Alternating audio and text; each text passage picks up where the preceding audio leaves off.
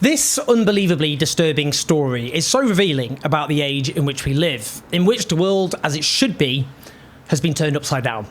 Yesterday, the Palestine Congress was due to take place in Berlin, in which a range of figures, Palestinian, Jewish, public intellectuals like Yanis Varoufakis were due to speak. The Congress was based around exposing the reality of Israeli crimes in Gaza, crimes aided and abetted by Germany, which is Israel's second biggest arms dealer after the United States, to supporting the Palestinian cause and advancing a just and lasting peace, making sure, of course, that Palestinian voices are front and centre. Now, I was asked alongside other progressive figures, such as the Spanish leftist politician Pablo Iglesias, to sign a letter in support. Important given the climate in Germany, I proudly did so. So what happened next? The German police shut it down, and it gets worse than that, as I'll explain. So only one speaker, Heb Jamal, a Palestinian-American journalist, was allowed to speak before the police shut the Congress down after Salman Abu Sitta, a Palestinian researcher in his late 80s, spoke for a minute via video link. Let's watch that moment and the response of attendees. Ihre Versammlung hier im geschlossenen Raum wird hiermit durch die Polizei aufgelöst. Was? Bitte begeben Sie sich geordnet aus diesen Räumlichkeiten heraus und verlassen Sie die Räumlichkeit. Zum heutigen Zeitpunkt ist diese Versammlung hier und jetzt vor Ort beendet durch die Berliner Polizei. Es ist jetzt 17:24 Uhr, Ende der Durchsage.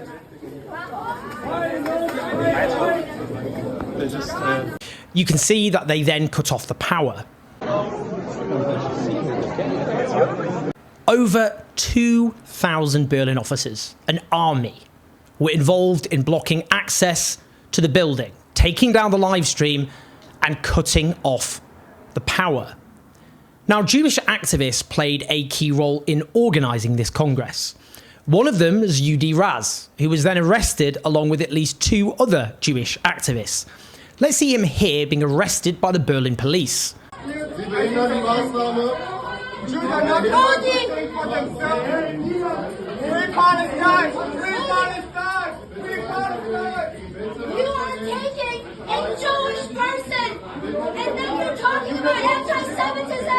Well, indeed. To repeat that, you are taking a Jewish person and then you're talking about anti-Semitism. We will talk about Germany's disproportionate crackdown on Jewish people shortly. Now, another Jewish activist was arrested outside for holding a Jews Against Genocide banner. Absolutely remarkable. According to the journalist James Jackson, the activist said the banner was rolled up and the police targeted me after they saw my Jewish star necklace. We know who the anti-Semites are. Well, I'm just going to be blunt about this. Let's just be very blunt. The sight of German police officers dragging away Jewish citizens because they're speaking out against genocide, well, that gives me the ick, which is an understatement. I'm only saying here what you're thinking. It's a gut response, isn't it? In this case, Jewish activists being demonised as dangerous subversives as they speak out against genocide, and the German state comes crashing down on their shoulders.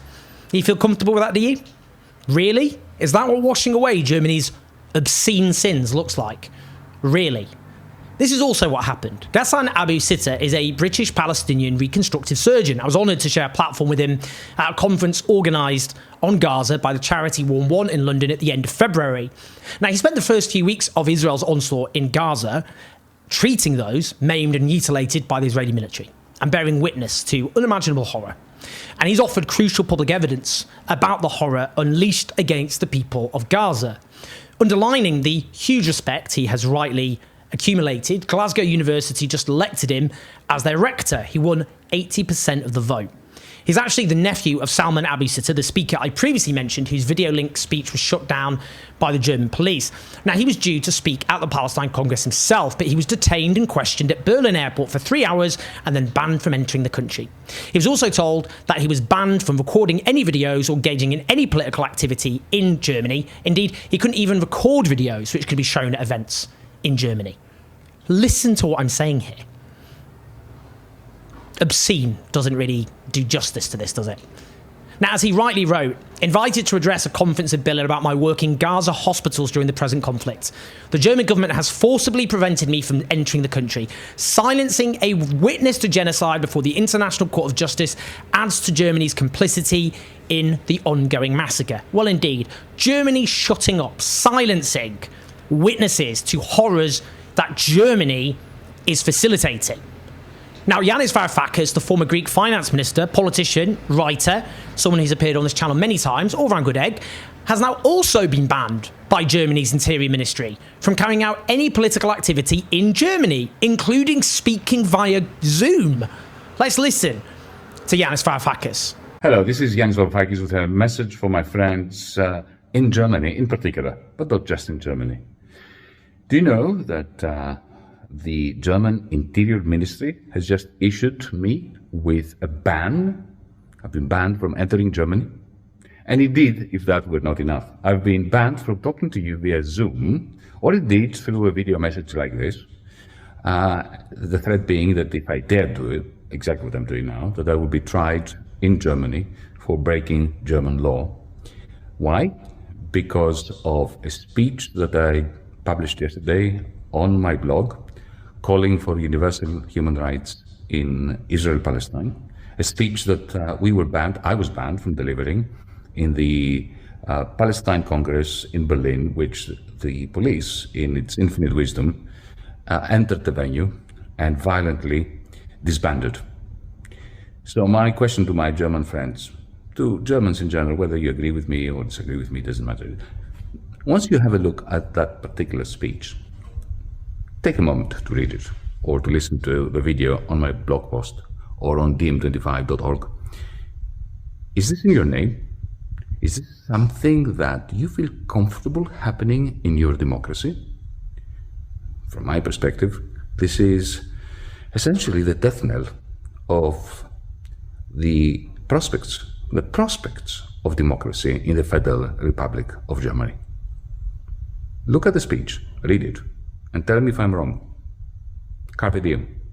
Now, bear in mind, by the way, that this is all happening under a nominally sort of centre-left government. It's a government headed by the Social Democrats. Their leader, Olaf Scholz, is the Chancellor of Germany in coalition with the Green Party, although the centre-right Free Democrats are also part of this traffic light coalition. Nancy Faeser is the Federal Minister of the Interior, and she has declared it is good that the Berlin police have announced a tough crackdown on the so-called Palestine Congress in Berlin. So just to interject for a minute, I always find the passive-aggressive use of so-called really bemusing. What does she mean so-called? It is just called the Palestine Congress. Weird. She adds, we are keeping a very close eye on the Islamist scene. What the hell is this person talking about? It's just defamatory nonsense from the German state. This was a congress organised predominantly by leftists with the central involvement of German Jewish activists, some of whom were arrested. So what is she, Nancy Faeser, not Jewish, saying these kippah-wearing Jewish activists are part of what? The Islamist scene? Is this what she's saying? Well, she is saying that. Sorry, just to be clear, that was rhetorical. That's what she's saying. Now, you see, when authorities start waging war on obvious truth in such a blatant, flagrant and shameless way, their legitimacy is in a lot of trouble. She goes on to say, anyone who spreads Islamist propaganda and hatred against Jews must know that this will be prosecuted quickly and consistently. We need immediate tough action when such crimes are committed. Crimes. Having a conference to talk about the mass slaughter of civilians, mostly women and children, as a crime. What she's saying is just lies. This is a congress partly organised by Jewish activists, taking on a genocidal war backed by Germany and supporting a just peace based on equality for Palestinian Israeli citizens. That's not Islamist propaganda or hatred against Jews. The German state is lying through its teeth and putting the safety, including of German Jewish activists, at risk. That's what these hideous defamatory statements obviously do. What she's talking about here is criminalising basic democratic rights. Freedom of speech and freedom of assembly being portrayed as criminal. Now, I'm currently working with some Jewish German journalists on what's actually happening there, and there'll be a lot more on that to come. But I would again cite the work of researcher Emily Disch-Becker earlier this year, whose research found that almost a third of those cancelled in Germany for supposed anti-Semitism have been Jewish. Now, all of this is also being used to give legitimacy to the racist treatment of those of Muslim heritage. That's the biggest ethnic minority in Germany. I'll just give you one example. An Iranian German citizen got in touch with me. He's a gay man who fled Iran as a refugee. And because he called for a ceasefire, non-Jewish Germans have denounced him as a Nazi, an Islamist supporter, telling him to go back to what they describe as his shithole country. Again, to emphasise, the nation he fled as a refugee. He's had Germans demanding he put the Israeli flag, again, not Jewish Germans, non-Jewish Germans, demanding he put the Israeli flag on the door of the shop he works in. He's scared he's going to lose his job. Well, let's be clear. The idea that this is atoning for Germany's genocidal past is deranged. Germany being complicit in genocide. Germany clamping down on Jews, arresting them, persecuting them for opposing genocide, deplatforming them, menacing their jobs successfully in some cases, and more on that soon. Germany whipping up a racist firestorm against their biggest ethnic minority. Germany sending police officers to shut down the basic democratic rights of freedom of speech and freedom of assembly. Germany banning people from doing any political activity in their country. Does that sound to you like Germany atoning for its past? Let's just be clear here. Germany is using all of this to offer legitimacy to its racism, genocidal complicity, and naked authoritarianism. It's a moral and a political disgrace, and we all need to speak out. Funny, isn't it, how cancel culture, that whole narrative, died a death when all this began. How often do you hear people talking about cancel culture anymore? Because the people who use cancel culture as a narrative are the very people now pushing to silence and deplatform and fire people. Now, I know I was involved in a firestorm the other week when I said that the German state was forcing others to pay for its own obscene crimes, which it is. Every day since I said that, seemingly, the German state has resolved to prove my point. But finally, something I want to end on. The apologists for Israel's genocidal campaigns are trying to silence those who oppose this historic crime. Smears, lies, distortions, deflections, deplatforming, sacking, arresting, clamping down on basic democratic rights. Well, guess what? It's not working. In Germany, which has resorted to the most repressive measures of any of these Western nations, with a media climate which has hidden and justified Israeli crimes, a poll at the end of March found 69% of German citizens thought Israel's military actions in Gaza were unjustified. Such polling is found across the Western world, including a new poll which finds more Americans than not think Israel is committing genocide.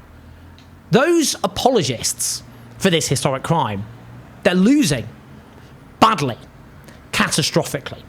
The gap between the media and the political elites and public opinion is catastrophically big. Something's got to give. That's why they're doubling down more and more on lies, smears, and repression.